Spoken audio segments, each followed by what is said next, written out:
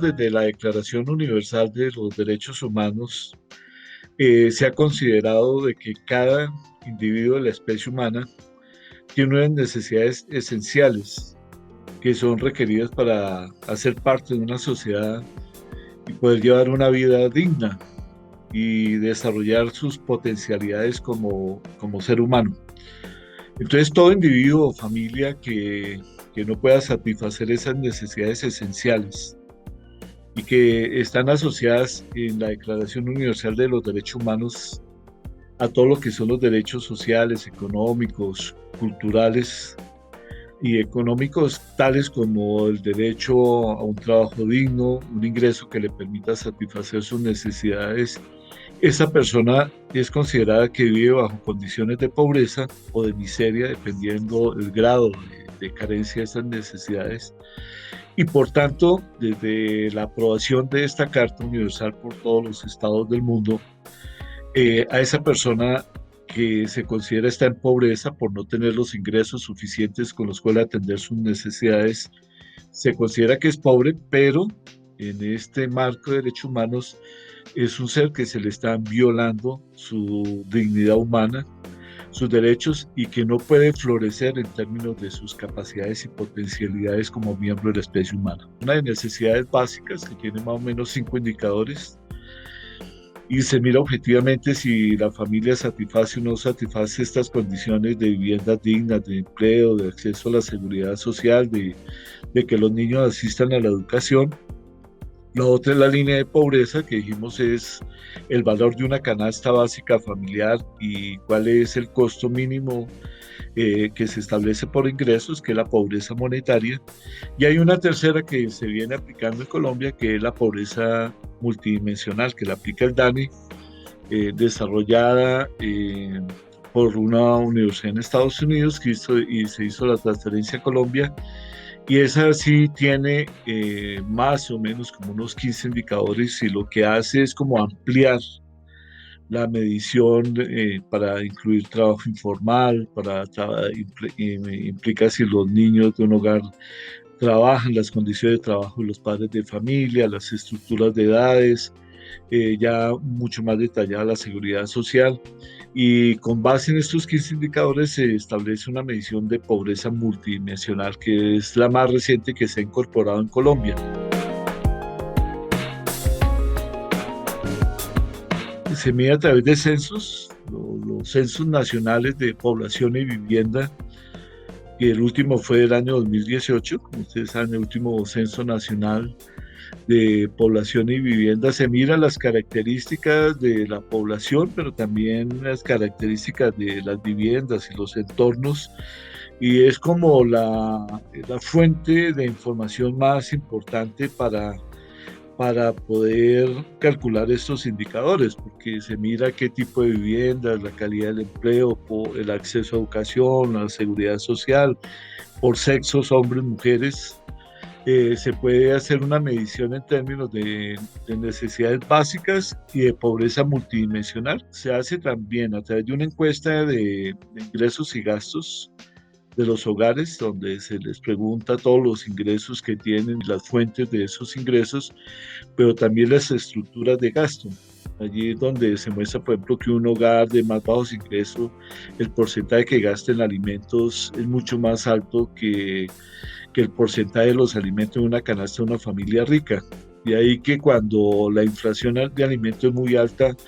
o el caso de la inflación o los impuestos a la canasta básica familiar golpean muchísimo más a las clases medias y a las clases pobres que a las clases ricas por el peso que tiene los alimentos de estas familias. Y la otra es una encuesta que se llama encuesta de hogares, que fue ampliada ya hace unos 10 años, que se llama la Gran Encuesta Integrada de Hogares en Colombia. Eso nos permite hacer mediciones urbanos, rurales, nacionales y por grandes ciudades. De allí entonces lo que se mira es el ingreso que tiene un hogar, una familia, y se compara frente a esta línea, a las dos líneas de pobreza que les señalé, la monetaria, que una mira el costo de los alimentos y lo otro es la medición de bienes y servicios de canasta familiar no alimentarios y establece el otro valor, que ya lo dije, la de alimento está el año pasado en 145.000 y la de la canasta familiar completa en 330.000. Las medidas para atacar estas políticas tienden a ser medidas asistenciales que son efímeras porque lo que hacen es como transferible un estado camillero que quien va cayendo como si fuera una UCI de que quien cae en un grado extremo de la infección del COVID, en el caso de la pobreza, quien cae en una pobreza extrema que no tiene que comer, le ponen un oxígeno de una transferencia de ingresos monetarios a través de Familias en Acción o de transferencia de ingresos monetarios o lo que ahorita llaman de una renta básica. Eso no soluciona absolutamente nada porque lo que hace es una transferencia que la gente pueda comprar, adquirir esa canasta básica familiar. A nivel de América Latina, lo que decimos, Colombia sobre el promedio de la pobreza de América Latina, para resumir, está 10 puntos por encima, que no tiene una razón de ser, dado los niveles de ingreso per cápita, que decimos es 4 veces el valor de la línea de pobreza, el ingreso promedio colombiano, lo que daría para que no existiera pobreza monetaria en el país. Y a nivel mundial, la escala de los 186 países reconocidos por Naciones Unidas, estaríamos nosotros en el 44% de la miseria, que está muy asociada a todos estos problemas que decimos de inflación, porque la inflación golpea muchísimo los ingresos de las familias, a todos estos problemas de desempleo también y bajo crecimiento económico, y obviamente con una caída del 6.8% de la economía el año pasado, y esa elevación del desempleo al 21% en el mes más crítico de la pandemia, nos pone en una situación que digamos, están confluyendo muchas crisis, están una amalgama de crisis económica que digo venía desde el 2016. La gente dice que esto fue por la pandemia, ¿no? La economía, como es una economía extractivista que depende mucho más de la explotación y exportaciones de petróleo en el país o de modelos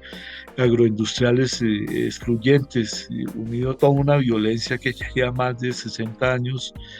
lo que nos hace como países de una altísima fragilidad y poca viabilidad en la medida que tiene en niveles de vulnerabilidad o pobreza al 80% de la población y que no tiene absolutamente ninguna justificación política ni económica. Y entonces a ese problema económico, el estallido social por la desesperanza, la pobreza, se une también un problema de salubridad pública que tiene consecuencias en todas las reformas a la ley de salud que privatizó la salud y acabó con la salud pública, y con unos problemas también ya de carácter ambiental por el modelo de desarrollo extractivista también. Entonces se están confluyendo como los jinetes del apocalipsis en Colombia, como si estuvieran desbocados estos jinetes del apocalipsis en términos de pobreza, miseria, violencia y conflicto social.